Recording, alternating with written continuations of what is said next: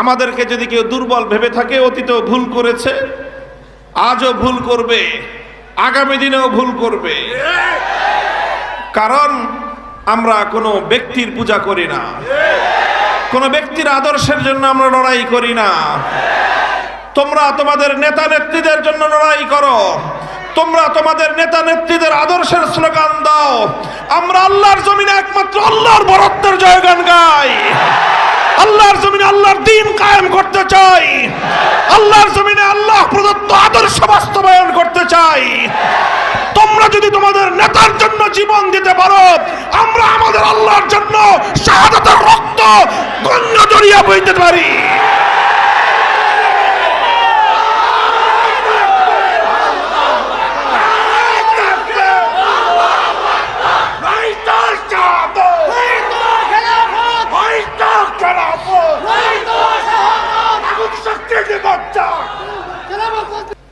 এই রায়পুরায় ব্যাপক, এই পূর্ণ থানাব্যাপী নরসিংদীর পরে নরসিংদী এবং সদর এবং রায়পুরা থানায়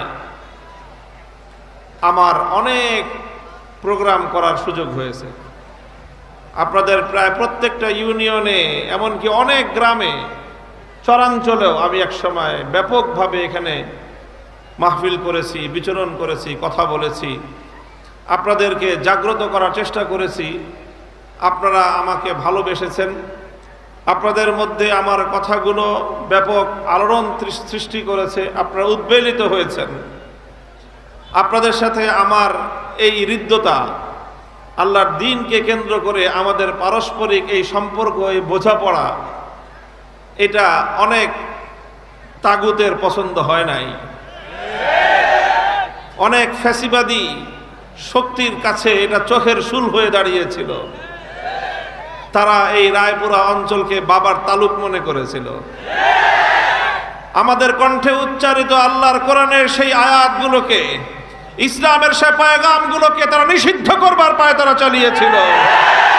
আমরা চ্যালেঞ্জ মোকাবেলা করে মাঠে ছিলাম। আগামী দিনেও আমাদের কথা, যেটা আমরা কোরআনের কথা বলবো, ইসলামের কথা বলবো, ইসলামী বিপ্লবের কথা বলবো, ইসলামী রাষ্ট্র ব্যবস্থার কথা বলবো, ইসলামী রাজনীতির কথা বলবো। আমাদের কোনো একটা কথাকে যদি বানচাল করবার, প্রতিরোধ করবার চেষ্টা করা হয়, ওপেন ময়দানে যুদ্ধে অবতীর্ণ হব আমরা। আমাদেরকে যদি কেউ দুর্বল ভেবে থাকে, অতীতেও ভুল করেছে, আজও ভুল করবে, আগামী দিনেও ভুল করবে। কারণ